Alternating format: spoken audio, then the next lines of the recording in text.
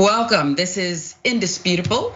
I'm Sharon Reed in for Dr. Richey, who is taking some time off today. Our co-host today is the one and only Jeff Wiggins, Rebel HQ contributor extraordinaire. Welcome, Jeff. Appreciate you coming back on the show. Brave. You're brave to sit with me again. Okay. It's a different experience when Dr. Richey is not here. Let's get right to it because this first story comes out of your neck of the woods. A 13-year-old boy is gunned down in Columbus, Ohio. And the man who does the shooting says it's self-defense, and that's good enough. It goes away. Let's tell you more about that case that happened in October 12th. Was the date, Columbus Hilltop neighborhood. Sinze Reed, a 13-year-old, fatally shot. 36-year-old Craig Butler Sr., the shooter, an eyewitness who knows Butler, saw him exit a red truck and fire multiple times at Sinze, striking him several times. Butler then got into his vehicle, fled the scene. Butler was previously convicted in Franklin County for misdemeanor domestic violence.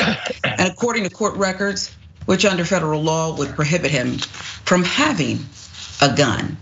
But there he was, October 12th, in the neighborhood, shooting down, killing the 13-year-old. You see his picture there. Franklin County Prosecutor's Office previously filed a murder charge against Butler Sr. in Franklin County Municipal Court in connection with Sinze's death on the same day as the shooting. But a week later, prosecutors filed to dismiss the case. That was on October 19th.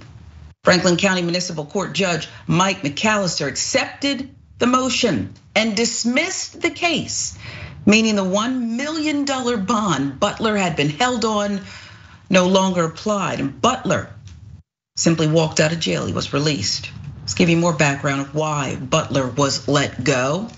Here's what we've learned. Columbus Police Homicide Detective Keith O'Connor said that there has been a claim of self-defense by Butler and his mother, but the detective declined to comment further, citing an ongoing police investigation. Again, the charges are dismissed already.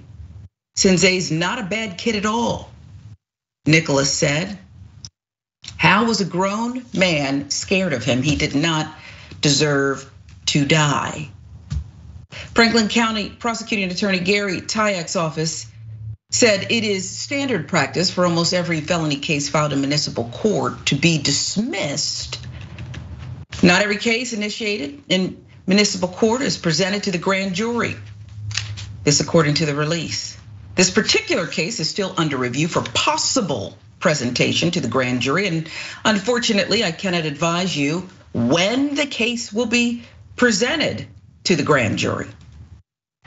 That from the Columbus Dispatch. Franklin County First Assistant Prosecutor Janet Group, who leads the criminal division, said the office would not comment further on a matter that is under review. Sinze's sister, Michaela Nichols, said the prosecutor's office has not even communicated with their family and did not warn them Butler Sr., who lives nearby, would be let out of jail.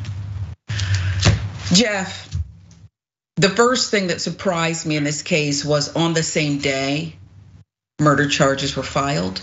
The next, of course, a week later, without really any kind of explanation that the public deserves, and you can comment more on how people are outraged, what people are saying in your community. Explain to us your thoughts about it, but also what people are saying there, because here we go again. Well, yeah, the first thing I thought when I came across this story was Ohio, as of April of 2021, eliminated their duty to retreat before using force kind of law. So what we know is stand your ground. And it goes like this. If someone shot in self-defense, the burden was on the shooter to prove that's why they did it. Well, now with the stand your ground law, the burden shifts to the prosecutor to prove the shooting was not justified. And that includes Holmes and cars, which would be in this case. So I was surprised that more information hasn't come out about that, because that's what I was looking into myself. Yeah, the community is devastated, absolutely. And as of 2020, I believe the three neighborhoods in the city of Columbus where homicide is most prevalent is Linden, it's Franklinton and Hilltop, where this took place. This is tragic and it's horrible, and I hope justice is served, because as I just read from this law, prosecutors are gonna have to prove that he didn't have to retreat, meaning this 13-year-old child was gonna put him in some kind of danger somehow. I don't know if there was a weapon found or anything like that, and according to the family, he wasn't like that. So I'm just hoping for the best in this situation, which would be justice. This man being put behind bars, because they're not gonna get their child back. We're not gonna get a member of this community back either. So let's do the right thing here. Yeah, and do the right thing depends on who you ask, apparently. And this notion that prosecutors, their hands are tied, because of this new law on the books, that's phony too, right? Because why not put it to a grand jury, okay? Why not put it to a grand jury and let people decide? And I would guess that if they found a gun on the 13-year-old, around the 13-year-old, they would make sure we knew that, right, Jeff? Oh yeah, when the sheriff deputy shot and killed Casey Goodson Jr., shot him in the back, the first thing they said was, oh, there was a gun, there was a gun. Yeah. So we would have known by now if there were a gun. There would have been evidence of it, maybe a picture of it, disseminated to local journalists and local newspapers and local news. I haven't heard about that, but then again, this happened in October, and I didn't hear about this until a couple of days ago. So, like I said, hopefully the grand jury will take this case and do what's right. But as much hoping and wishing I can do, we never know with these situations. Yeah, remember they said, we may present it to a grand jury, but based on the way they've treated the family here, according to the sister, they haven't even communicated, didn't even give them a heads up that, oh, by the way, the guy who's charged with murder, Butler Sr., he's gonna walk out of prison today and come right back to, I guess, close to your neighborhood, said he lives nearby. So based on that, does the community, and I know you haven't talked to everybody, but just sampling, does the community really believe that there's gonna be any thought of justice here or any grand jury proceeding here? Because based on what the police are saying, the prosecutor's office, they don't really even seem to care about public pressure, and they're not giving much information at all. Well, I can't speak for everybody, but again, you're letting someone we know. And look, I understand why newspapers and news outlets use the word alleged, okay? I'm aware of why they do that. This man shot and killed someone, a child.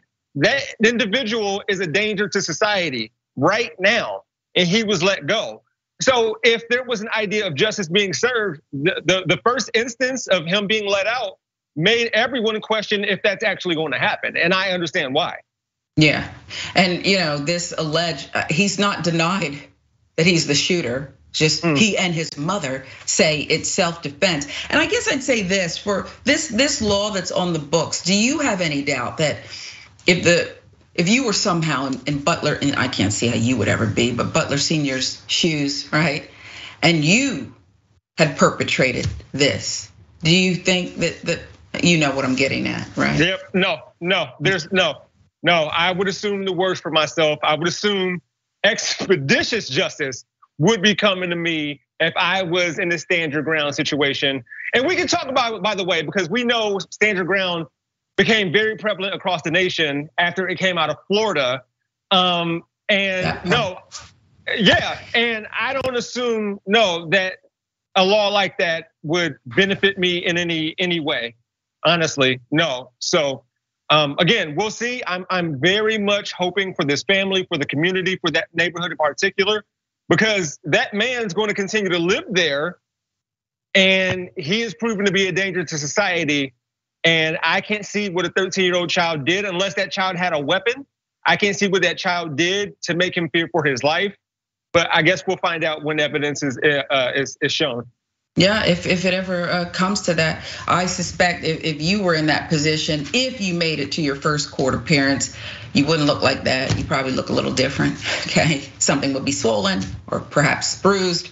But it's a story we're gonna keep following, because at the end of the day, this 13-year-old boy, a child, gone, the family getting really no answers here after charges filed, murder charges the first day.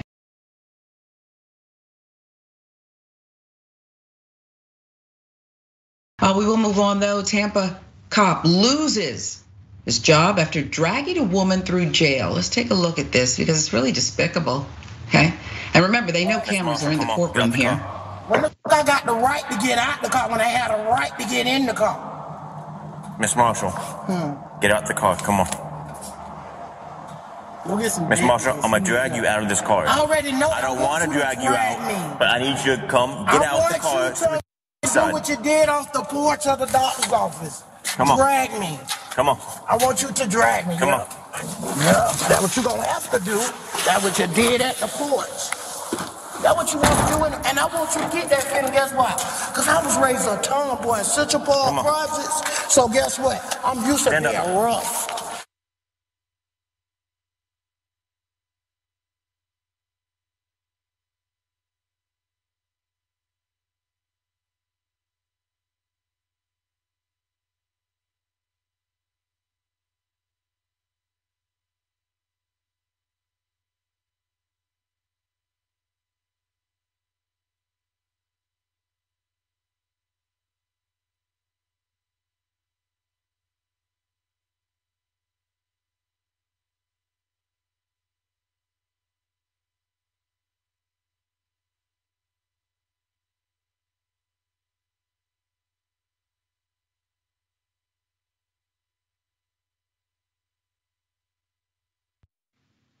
Yeah, I meant to say body cam footage there. It really is horrific.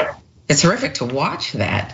As the officer even pauses, is talking to someone, holding this woman by her hair. And for those people, Jeff, I'll come to you first, then fill in more details, who say, well, she asked him to drag her. Suspects, people in custody say a lot of things. Well, yeah, he didn't have to oblige. I mean, how many people across the country have gone, hands up, don't shoot? And well, you know the rest. But look, I've been in the back of a police cruiser handcuffed. Don't ask questions, just one time, roll with it. And I'm just wondering why he couldn't leave her back there before he got some assistance in order to help with this situation. But I'm sure you'll have more information coming up right now. Well, Gregory Damon, who's been with the department as a patrol officer, Jeff, since August 2016. Can we get all the rest of can we get years of body cam footage from this officer? I suspect there's more, okay? Fired though, there's this, fired on Tuesday for this November incident at the Orient Road Jail. Damon was initially only placed on administrative leave. You know how that goes.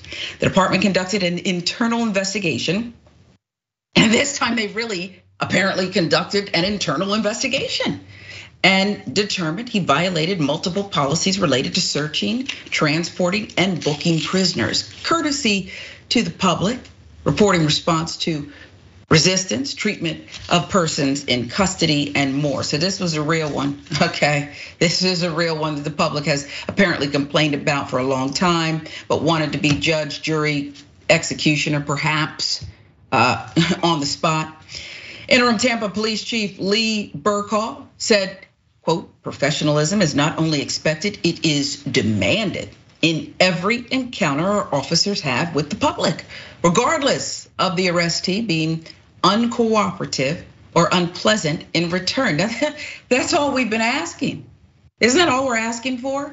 Okay, you're supposed to protect and serve. And that includes people who you're transporting, people who you're arresting. More background. Damon was one of the officers called to the Tampa Family Health Center November 17th about someone sleeping outside the property, refusing to leave. TPD said this, the woman was previously warned for trespassing on the same property a month prior to the incident. So she was arrested and taken to jail by Damon. When they arrived at the jail, the woman refused to get out of the patrol car. You saw that, you heard that.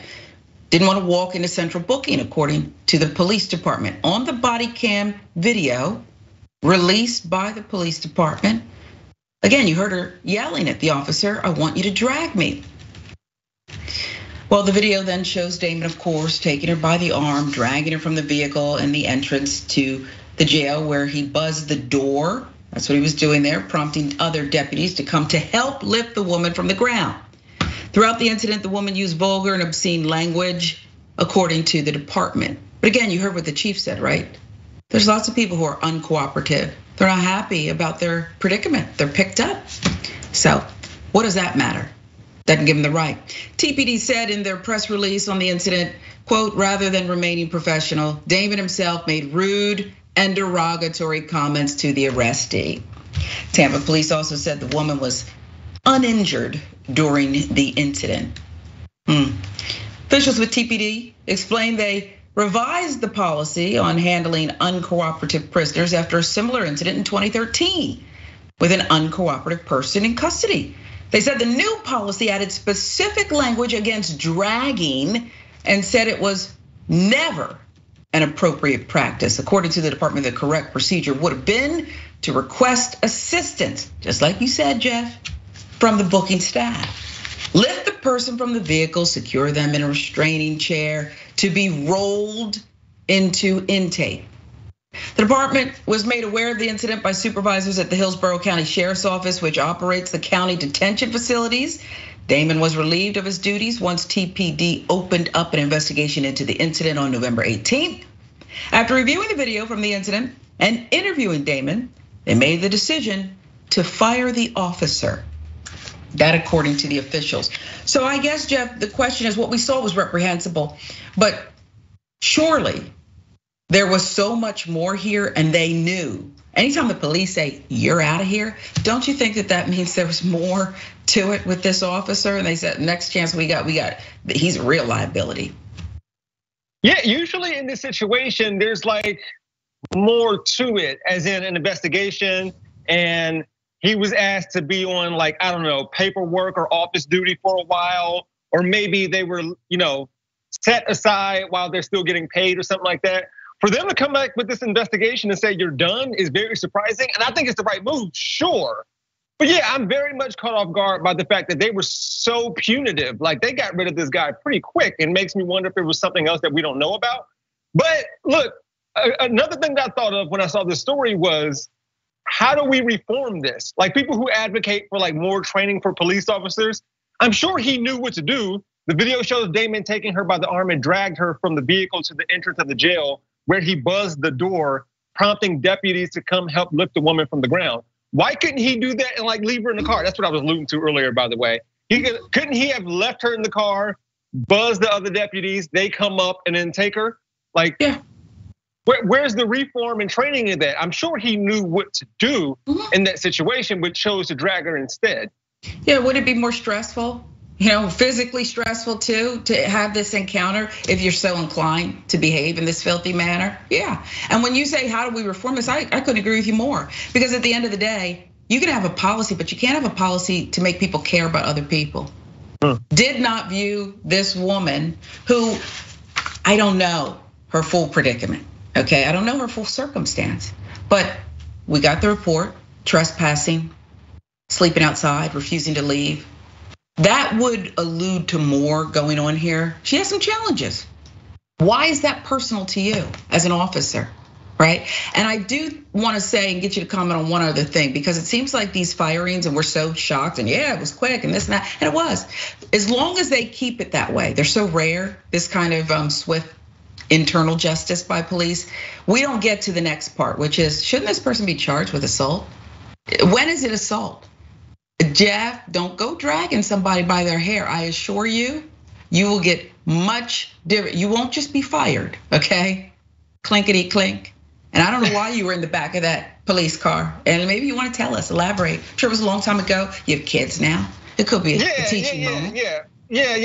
They can hear me, by the way. Yeah, no, I was driving a car. The police pulled me over. They said I have faulty tags. Apparently, my older sister's tags were on my car, and it was the wrong car. So there's that. Now they said, well, whose tags are they? And I said my sister's name. She goes by Nikki. I said Nikki.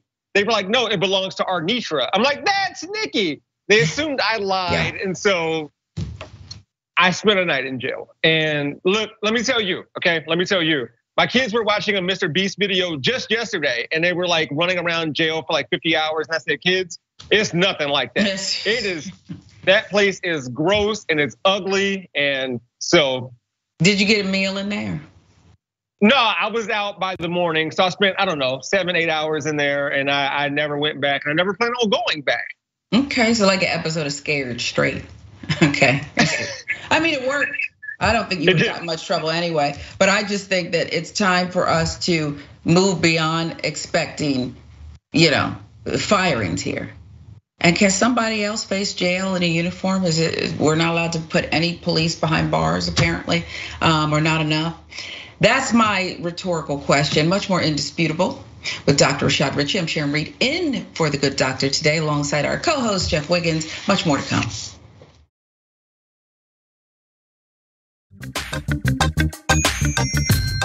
Welcome back to Indisputable. I'm Sharon Reed in for Dr. Rashad Richey. Jeff Wiggins, Rebel HQ contributor extraordinaire, joins us once again. One of our favorite people out of Columbus. We love you. We love you on the show. We love your commentary. Spin the wheel, Jeff. That's a fan favorite. When you sign up for an annual membership, you will get to spin the wheel to win limited time perks from TYT. And one of those prizes is a Join the Thunder hoodie. I mean, this thing is tight.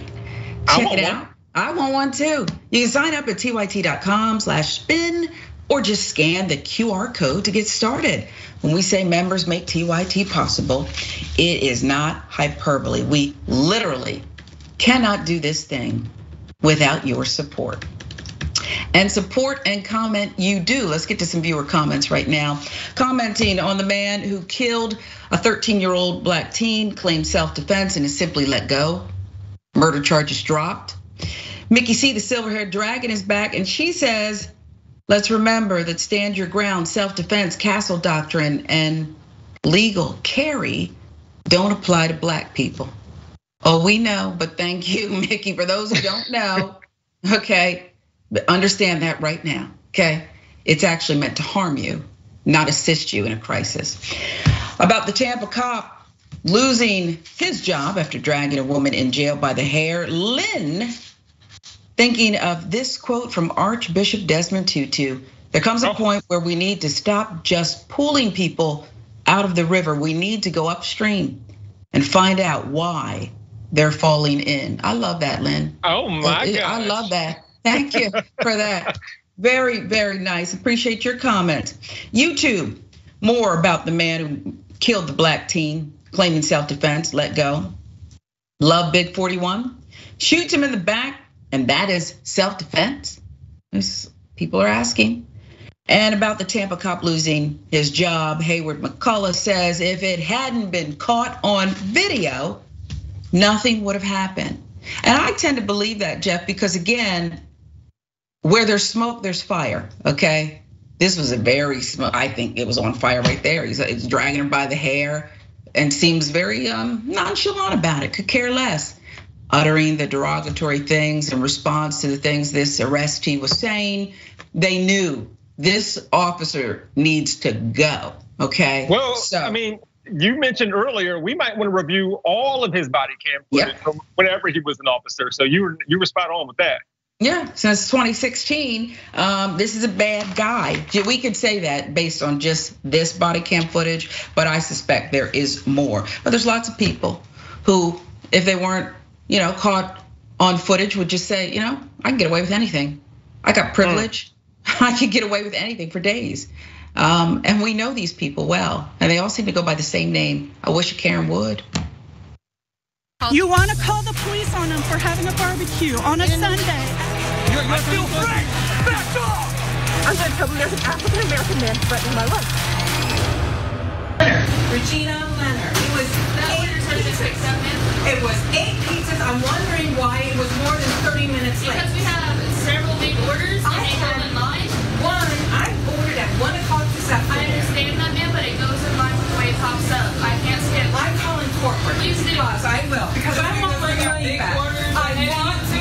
Because we had big orders ahead of you too. You wasn't the only one that had a big order bill. But you're gonna leave my store. We don't have time. Have a good night. Oh yeah, no, you'll be hearing from corporate, believe me. I just want a pizza. That's all I want. He just wants a pizza.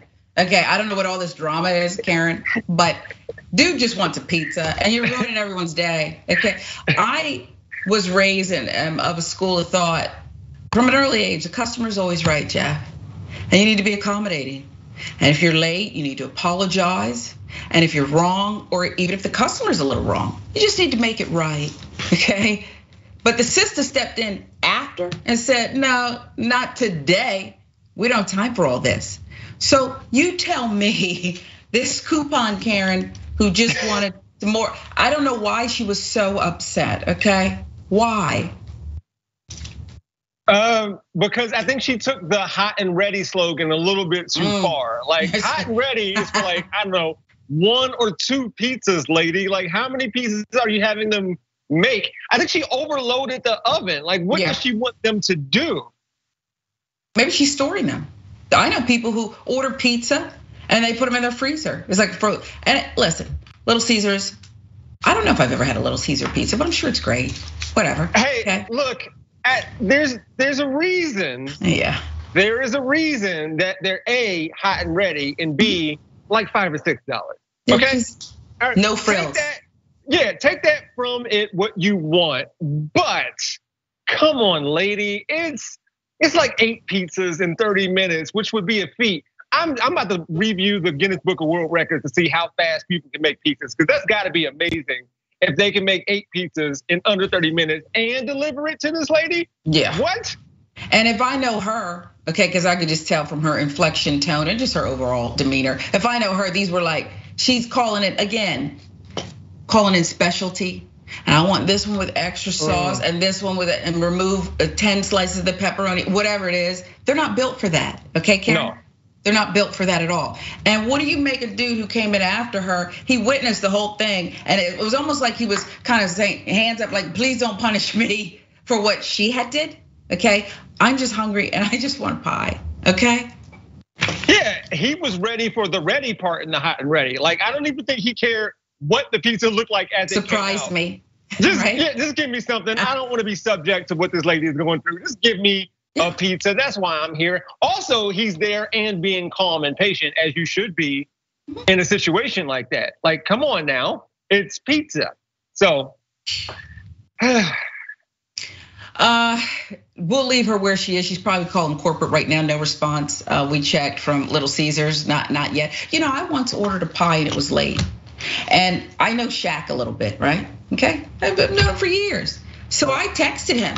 And I said it was Papa John's.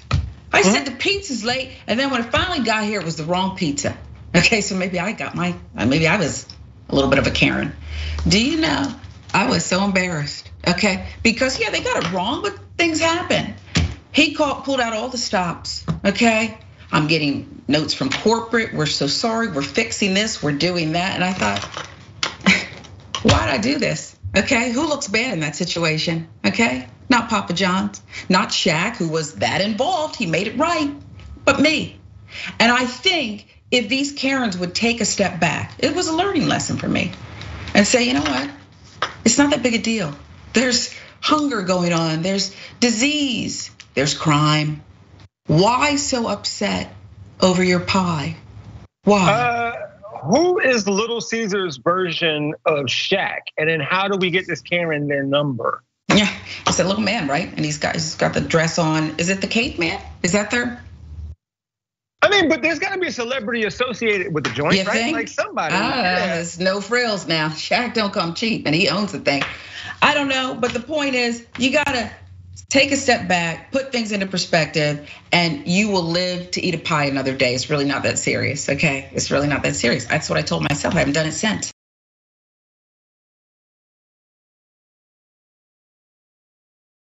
What about how about a double dose? You want to call the police on them for having a barbecue on a Sunday? I feel free. Back off. I'm going to tell them there's an African-American man threatening my life.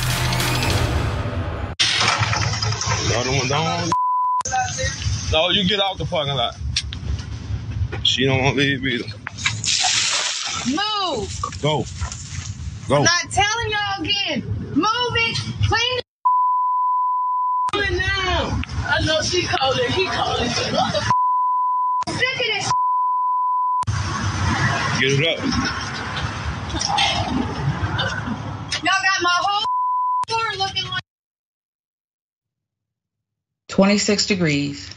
This Karen decides to throw water on a homeless person. 26 degrees. Let's tell you more about the incident. It occurred at a Triple S Food Mart, Baton Rouge. According to the Post, it was a 26-degree day when the incident took place. Within a day of the video going viral, the store's owner fired the employee. Now, she posted it very proudly, okay? A one-woman wrecking crew, an outrageous Karen. Okay, there's some other names you could call her. Fired worker Casey Young defended her actions online, saying she tried to get a group of homeless people to leave the store's parking lot and called the police. Where did you want them to go, Casey? Where did you want them to go? They're without homes, they're in need, and I would think you'd bring someone out a sandwich, offer them some assistance, be gracious, not throw water on them in 26-degree weather. Fired? Why not arrested? There's more. Speaking to WAFB, and again, this is a nervy Karen. I'm gonna give an interview. Another employee of the store said that Young usually gives homeless people food, but lost her temper that day. I don't believe you, fellow employee trying to help Karen Casey out. I don't believe you. This is not something, that's not how far you go. If this is just one day of losing your temper. According to the Post report, homeless woman has since received assistance from the proper services. Okay, and hopefully, some flu medication, who knows? Okay, pneumonia, what would set in after this kind of assault? It's assault. It's outrageous, okay? We should tell you more though. This store is the same location where Alton Sterling, you remember the name, was controversially shot and killed by Baton Rouge police officers after he was accused of waving a gun while illegally selling CDs on the premises. Outrageous, the conduct here. And again, this unawareness that these Karens have, Jeff, that she can just lose her temper and throw the water, as her fellow employee, friend, boo, whoever is reporting to the media.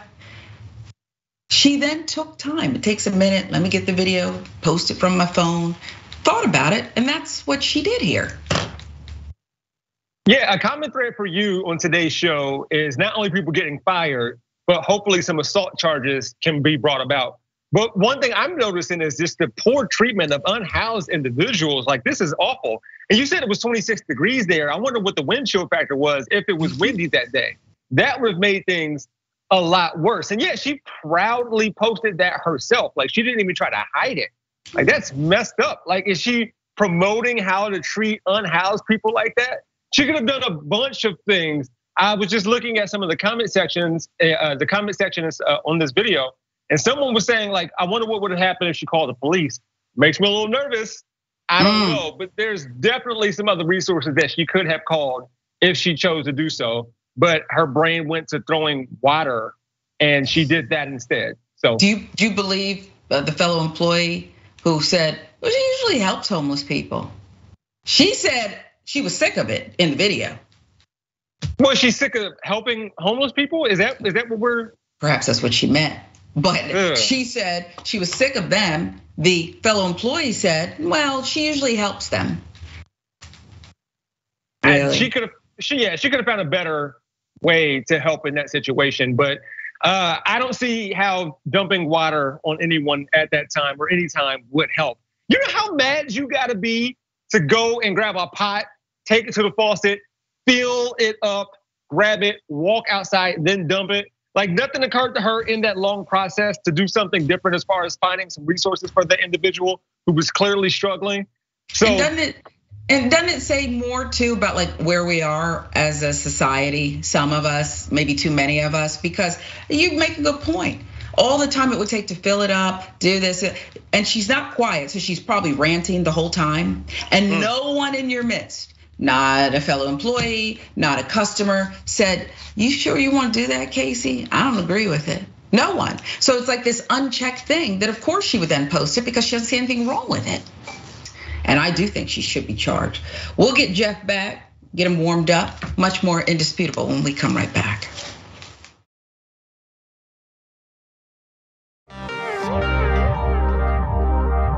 Welcome back to Indisputable with Dr. Rashad Richey. The good doctor has the day off. I'm Sharon Reed, alongside our co-host for the day, Rebel HQ contributor extraordinaire Jeff Wiggins is back out of Columbus for us today. And the end of the year, that means lots of lists, Jeff, and that includes Turks and Jerks.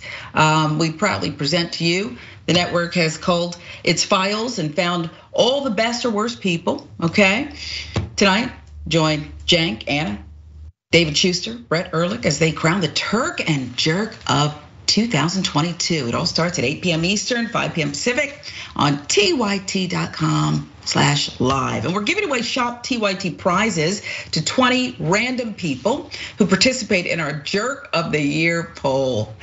23 people who vote in our Turk of the Year poll. Go to tyt.com/polls and cast your vote for a chance to win. Is there anybody who's top of mind, Jeff? We'll get to some viewer comments in a moment that you can think of. Who would be your Jerk of the Year?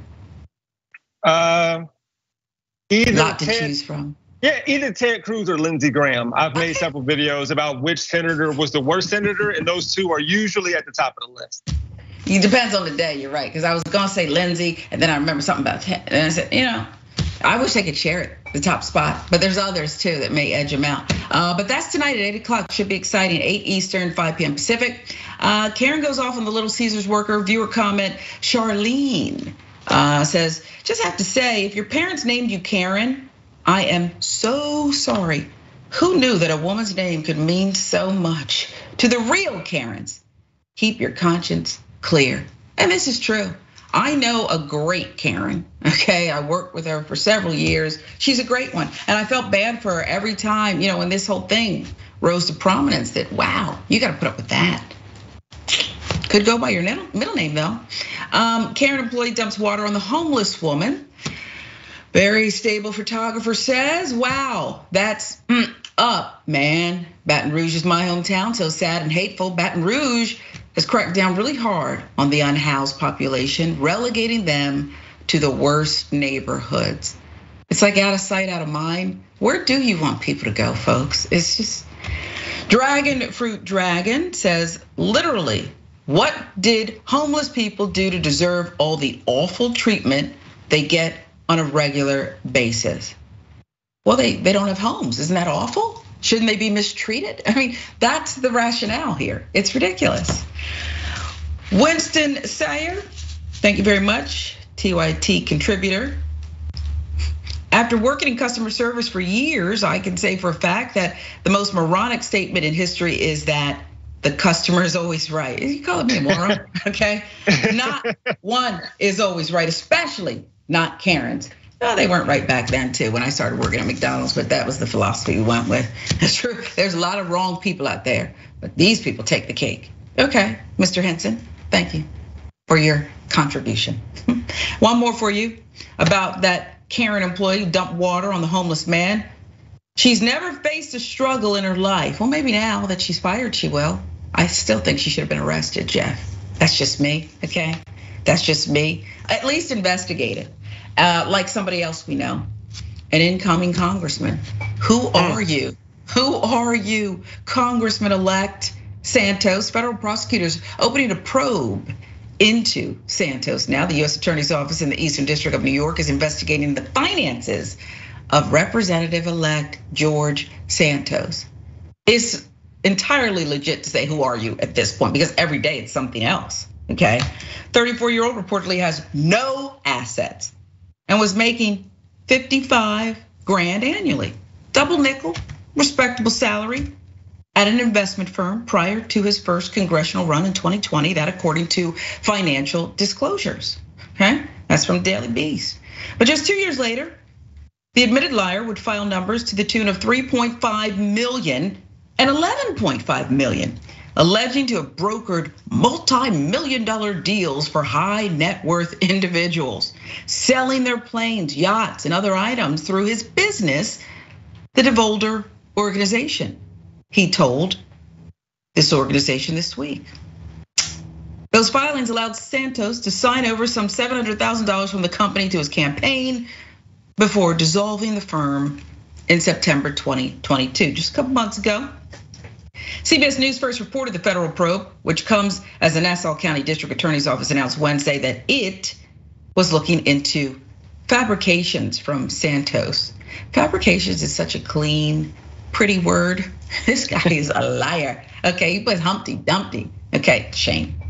Nassau County District Attorney Ann Donnelly said the numerous fabrications and inconsistencies associated with Congressman-elect Santos are nothing short of stunning. Yeah. She said the residents in New York's 3rd congressional district, which covers part of Nassau County, must have an honest and accountable representative in Congress. Now that's where her statement loses me. I could say more, okay? Not just Santos, okay? At any rate, no one is above the law, and if a crime was committed in this county, we will prosecute it.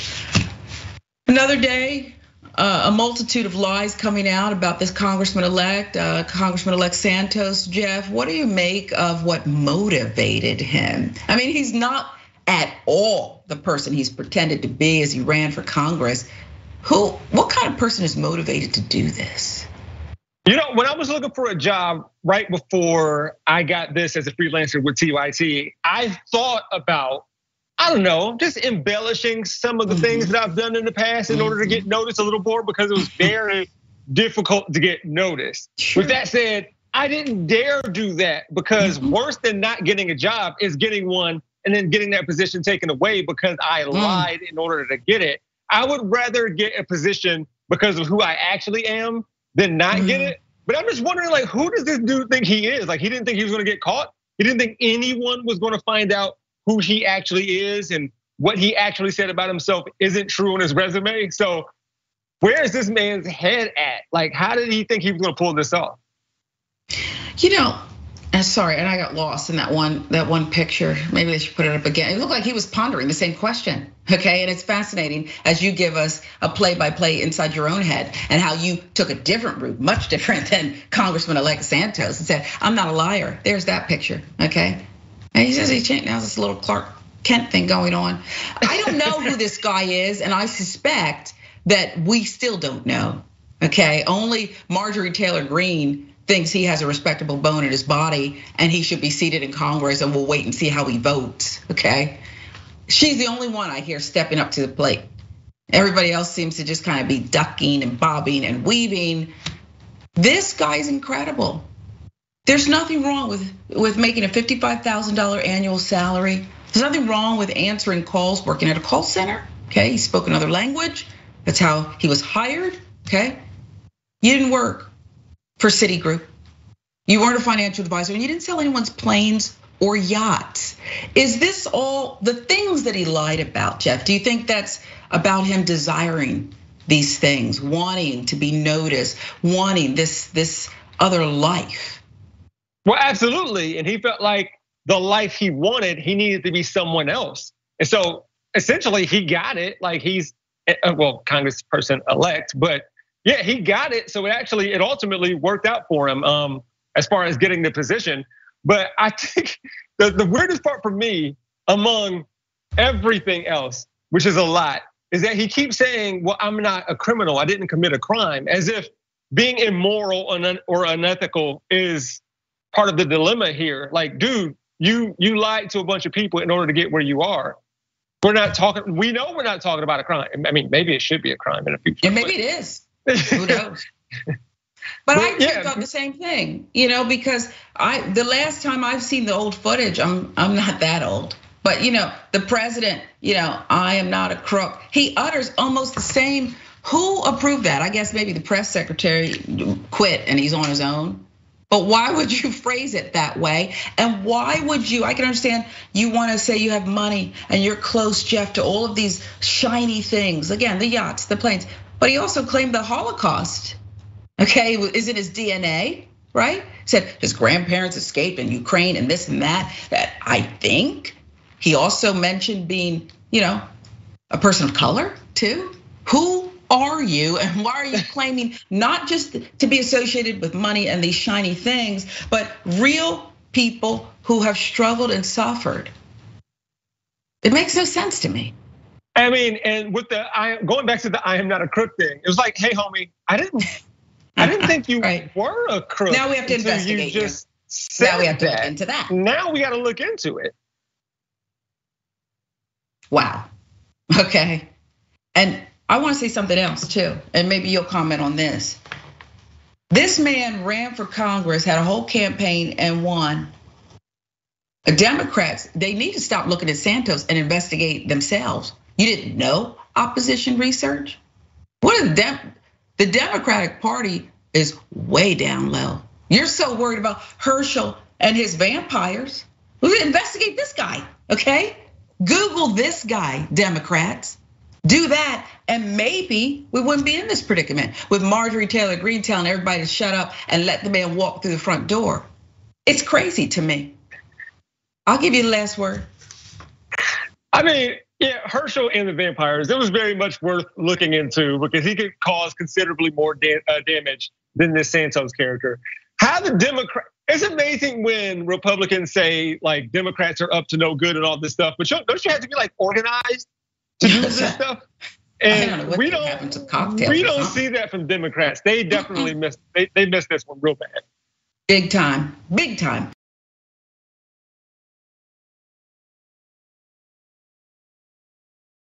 Much more indisputable. Our wonderful co-host today is Jeff Wiggins, who is a Rebel HQ contributor who we love the commentary. I'm Sharon Reed in for Dr. Rashad Richey. Let's move on to the next one, shall we? DC National Guard, more deaths if rioters weren't white. It's an understatement. They're talking about the January 6th riots, domestic terrorism on Capitol Hill. And now we're hearing this. William J. Walker, the House Sergeant of Arms, who was the head of the DC National Guard during the insurrection, told the January 6th committee more rioters would have died if the mob had been largely black instead of overwhelmingly white. Where's Captain Obvious's hat and uniform for this guy? I don't even understand. Why are you saying this now? Okay, this is a story, okay? This is a headline. In an interview transcript released Tuesday, Walker told congressional investigators, quote, "I'm African American, child of the 60s. I think it would have been a vastly different response if those were African Americans trying to breach the Capitol. Sergeant of Arms, they wouldn't even have made it, okay, past a few barriers with their bear spray and stuff. Wouldn't have happened, okay? They wouldn't have been housed in hotels overnight." He goes on to say, as a career law enforcement officer, part-time soldier, last 5 years, full, but a law enforcement officer, my entire career, the law enforcement response would have been different. We know that. You know, as a law enforcement officer, I saw enough to where I would have probably been using deadly force. I think it would have been more bloodshed if the composition would have been different. General Walker, please stop with this. Okay, we know this, or maybe I'm wrong. And maybe, his testimony was needed and we needed people, Jeff, to state the obvious. What say you? Well, yeah, we have a historical precedent for this. Before the March on Washington for Jobs and Freedom in 1963, Robert Kennedy and John Kennedy told Dr. Martin Luther King and other civil rights leaders that they were afraid that some bad stuff was gonna happen, so they were prepared. And one of their preparations was having the march go past the Capitol so Congress didn't fear that something was gonna happen to them. So yeah, we know what this is, and you're right, and everybody is right for assuming that there would have been much more bloodshed had, I don't even say most of the J6 rioters were black, but just significantly more, like even 50-50. Yeah, that would have been much more bloodshed, absolutely. Yeah, the problem, it wouldn't even got to that. Like I said, they wouldn't have even been able to get anywhere close. Nancy Pelosi, the Vice President Pence, Mitt Romney, they would have been eating sushi together. They wouldn't have been in any bunker arguing about who's wearing a mask. It would have never even come to that. If there were brothers there, no sir. His testimony echoes the observations many Americans, including President Joe Biden, who noted the stark difference in the law enforcement response to protests in Washington following the May 2020 murder of George Floyd and the lax security at the Capitol on January 6th. Walker, a former Drug Enforcement Administration official who became the House Sergeant at Arms in April 2021, also described his personal experiences with discriminatory law enforcement stops and discussed having the talk with his 5 children and his granddaughter about surviving police encounters as a Black American. You're looking at somebody who would get stopped by the police for driving a high-value government vehicle, no other reason. Yep. DC National Guard was not authorized to assist at the Capitol January 6th until after a delay of 3 hours and 19 minutes that the House Committee's report pins on a likely miscommunication between members of the civilian leadership in the Department of Defense. Really?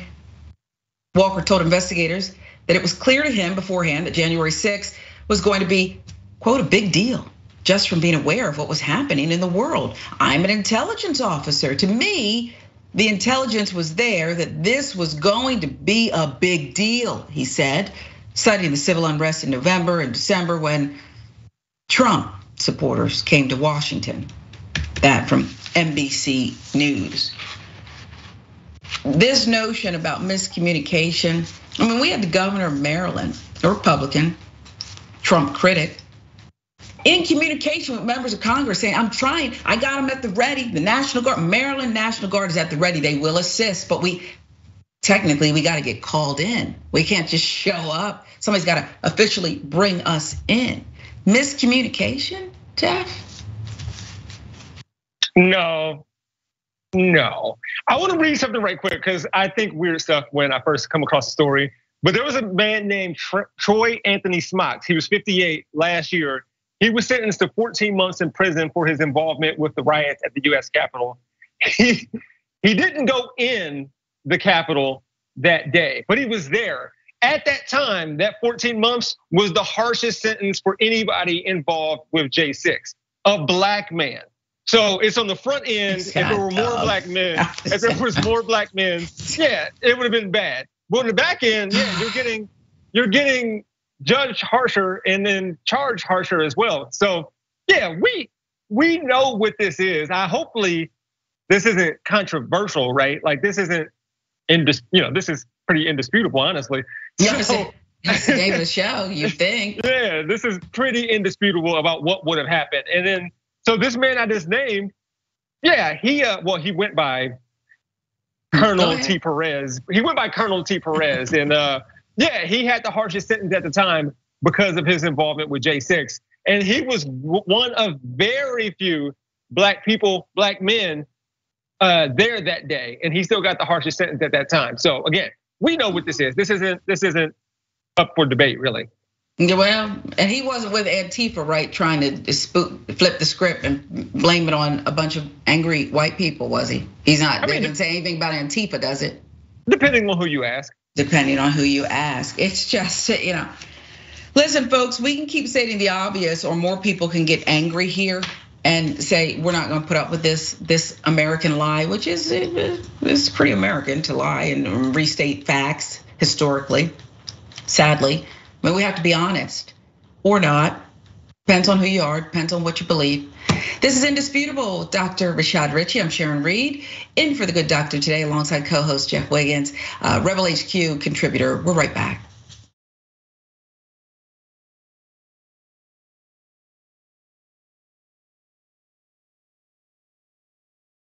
Welcome back to Indisputable. I'm Sharon Reed, in for Dr. Rashad Richey. The end of the year is the perfect time. Shop, stock up. Many people have a little bit of time off, enjoying time with their family. Shop TYT.com, shall we? It's the perfect time, as we said, to stock up on that warm and toasty progressive winter gear. I think progressive gear keeps you warmer, actually. I do. It's more authentic, if you will. Between now and the new year, you get 30% off our winter collection on shoptyt.com. And I think I want everyone in that collection, okay? Every single one. You can add it to your collection and be nice and toasty warm, no matter where you are. Another blizzard comes through, got it covered. Let's get you some viewer comments now. TYT member, very stable photographers back, commenting on federal prosecutors opening the probe into incoming Congressman-elect Santos's finances. I don't see Republicans freaking out because this was just a litmus test to see how far they can push fraudulent candidates. Haven't they pushed it enough? Okay, we saw 2016, like, don't you think they pushed it enough? Apparently not. Very stable photographer. Thank you for your comments. Lynn says, I'm just surprised that Santos didn't claim to have previously been a police officer and an FBI agent. Again, she's raising the ghost of Herschel Walker here, okay? Now, that we know of, Lynn, Santos has not held up a badge and said that he has powers to arrest people, but you never know, tomorrow's another day. Before the week's out, we might get that revelation. More on this federal prosecutors opening a probe into Santos's finances from YouTube. Nikki Chantel, what motivates him? This is what happens when you allow one orange clown lie his way into office and more follow suit. Okay, we don't call names unless it's appropriate. It's a disclaimer I'm made to read, okay, but we don't do that unless it's appropriate. Thank you for your comment, Nikki Chantel. It's appropriate, okay? See Michael Henson, YouTube. I am not a crook. Guilty people speak quickly. Okay, this is true. This is true. YouTube member Michael R, welcome to Indisputable. Thank you, we appreciate you. And Soul Life gifted 5 Indisputable with Dr. Rashad Richey memberships. Very nice and very much appreciated.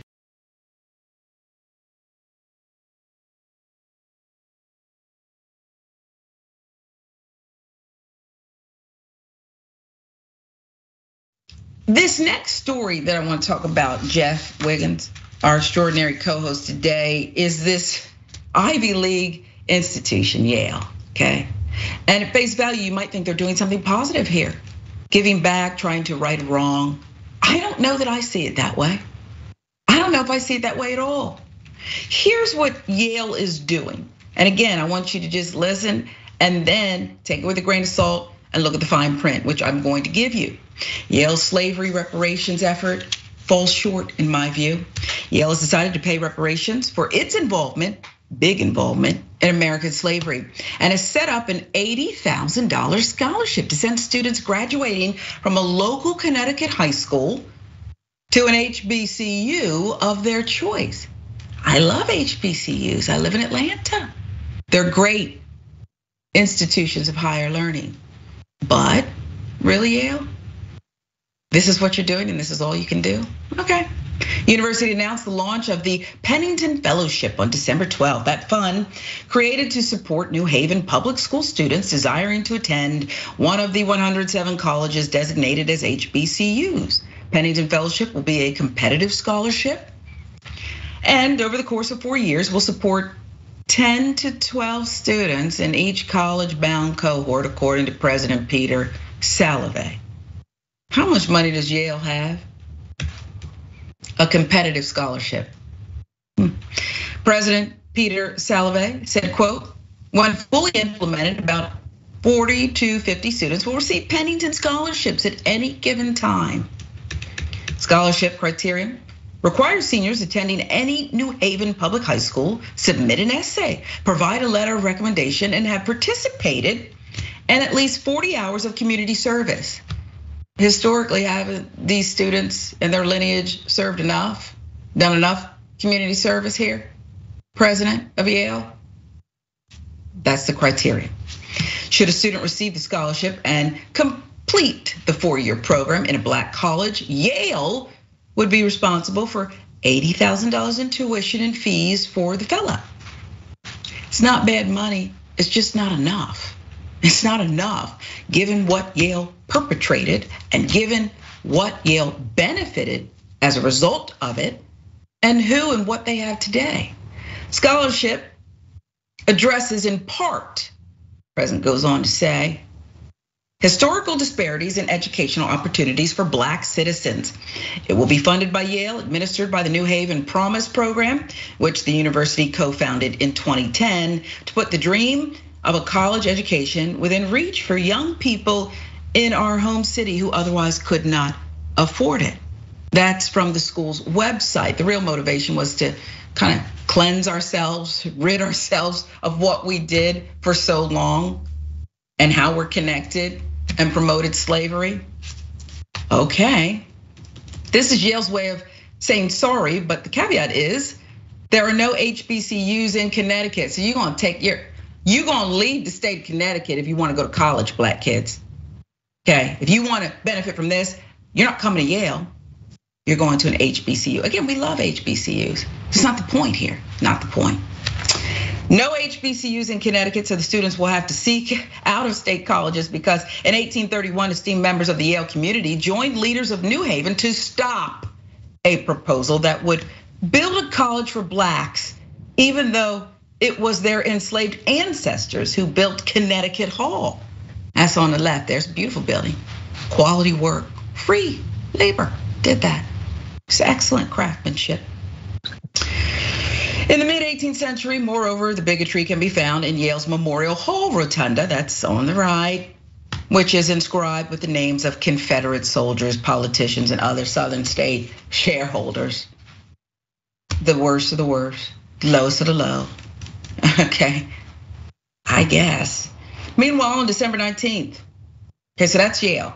Let me get you to comment on Yale before I move on to some other players peddling historical racism and trying to cleanse themselves of it. Jeff, what do you make of Yale's effort here? Am I being too hard? Should we just be happy with what I call scraps?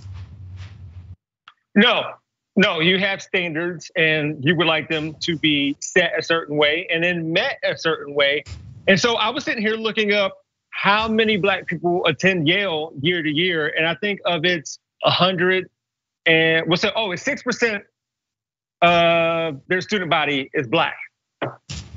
I would like it if that were to go up a little bit, and I'm sure somebody who's watching this right now will talk about like credibility and if black students are worthy of going, but there are pathways to get there because not every student at Yale deserves to be there. We've talked about this before when it comes to like donors or something like that, or people who were legacies and stuff like that. So yes, as you alluded to, HBCUs are excellent institutions of higher learning. I wish I would have considered an HBCU, but I went to Ohio State and I'm glad I did that. But there are excellent opportunities for kids to go to HBCUs and I'm glad Yale is doing this. Is it enough? No, it's not. So I'm glad you have standards.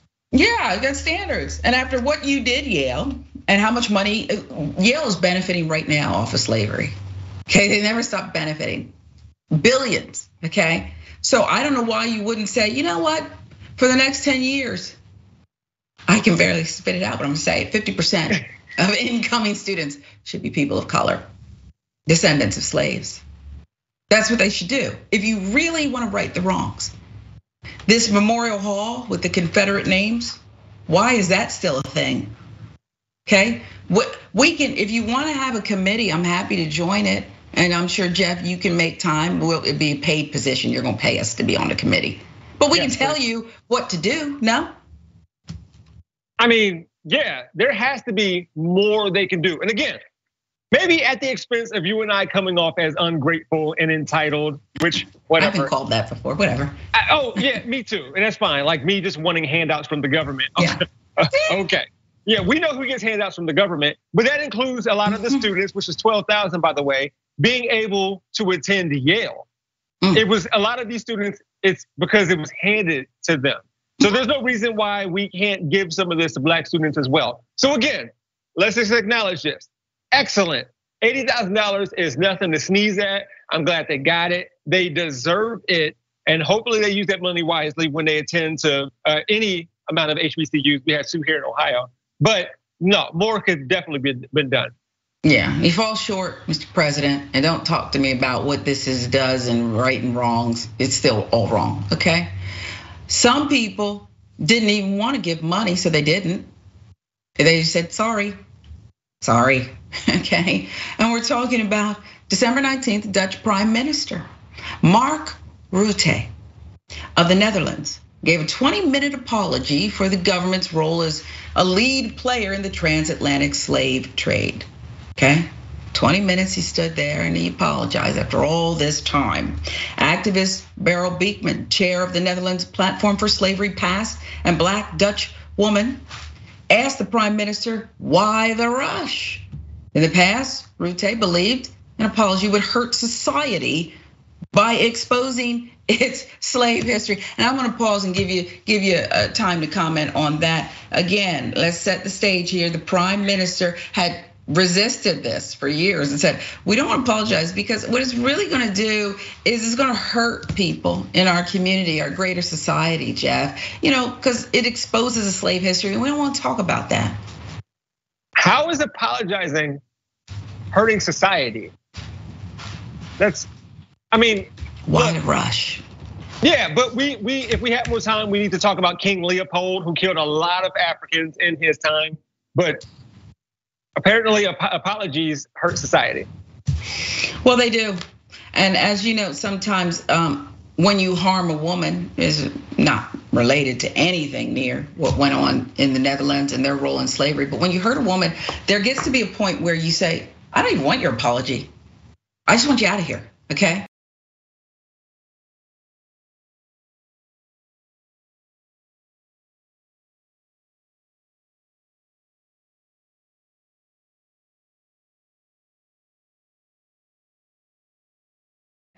And I suspect with this next story, TJ Holmes' wife is probably happy he just filed for divorce yesterday.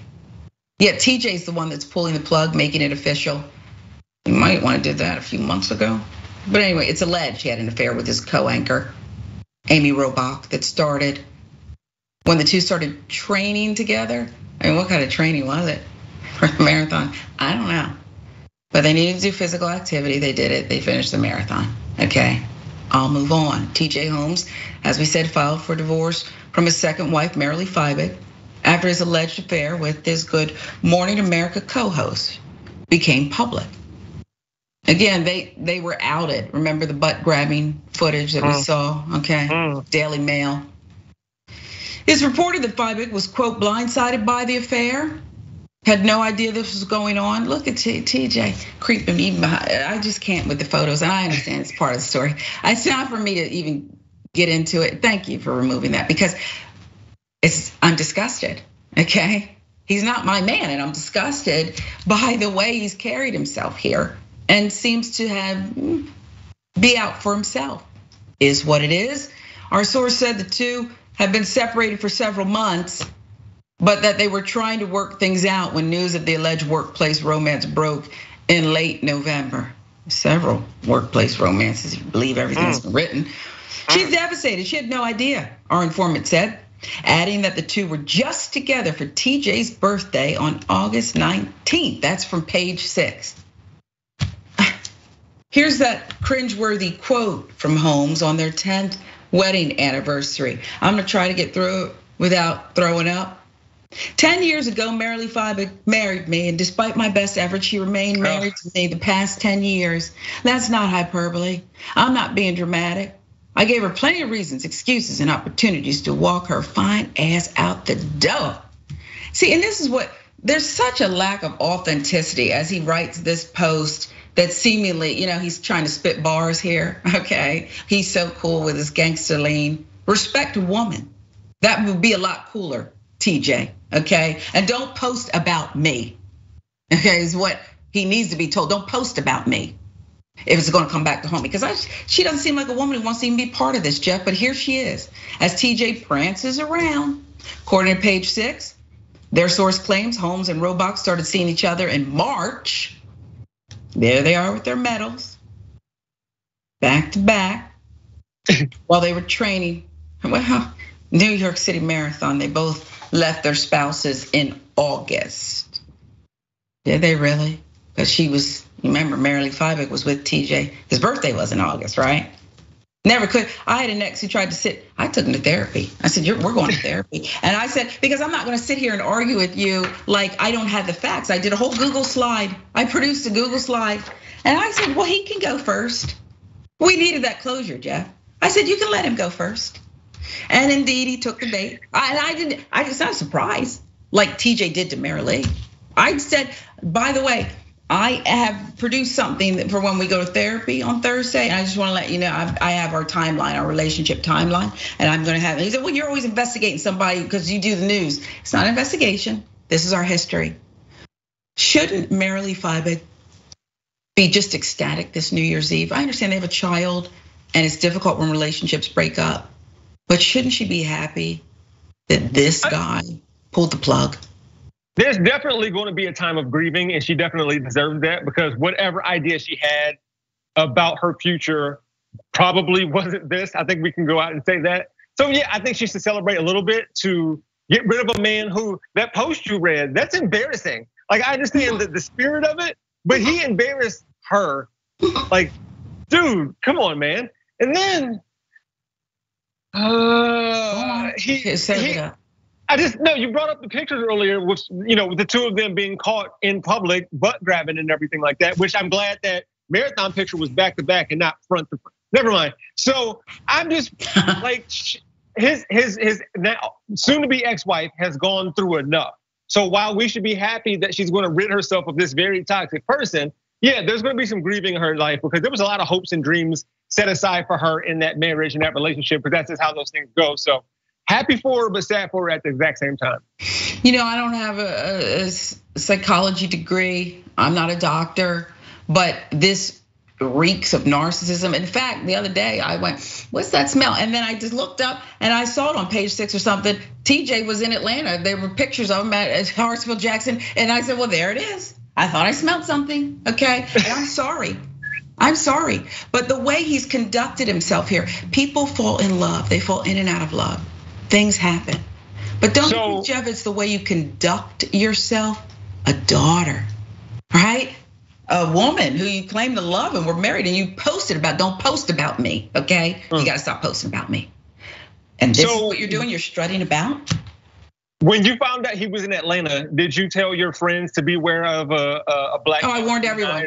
I said I put out a bolo. I did, and I don't really believe in bolos because they always get black men in trouble who are misidentified. I put out a bolo to all women everywhere, and I made the age really wide.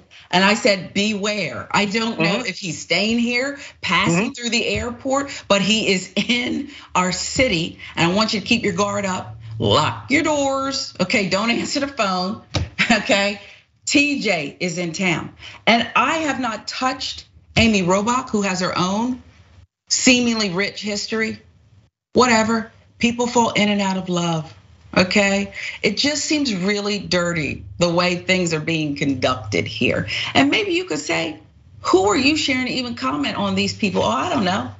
But I think she should produce a Google slide, Marilee, and give it to him. I said, these Google slides are wonderful because it's not my words, it's your words. I took footage, voicemails, emails, texts, everything's got a timeline. And I produced this Google slide. And then when he would say something, she'd say, well, Sharon, what do you have to say? Boop, Google slide, Google slide. I think he has to confront, that there was a show about it. Look at Your Life, I think it was called, Jeff. Shouldn't he confront this? Well, look, 'tis the season. I wonder if the Ghost of Christmas Past went to go visit him a couple of days ago for Christmas, just to show him who he is. And maybe that's why this result has come about, because a couple ghosts visited him while he was supposed to be sleeping for Christmas. So good job out of them. I couldn't agree more, okay? I want you to stay out of my city until you get well, TJ. And maybe he was here first, I don't know. He did work at CNN all those years. We'll leave it at that. They really don't want to keep doing this story with me because I go off the rails. It's personal to me, whatever. Jeff Wiggins, we appreciate you so much. Thank you so much. Tell people where they can find you. Yeah, I have a YouTube channel called We Gonna Be All Right. And I'm, of course, a Rebel HQ contributor. So I have videos coming out every day of the week, pretty much, depending on how much I make per week. So come and check me out there. All right, well, we love to hear it. And just take food for thought. Everybody should produce a Google slide. It's less emotional that way. And it's like, gotcha, I love it. I'm Sharon Reed in for Dr. Rashad Richey. This is Indisputable. Thanks so much for joining us.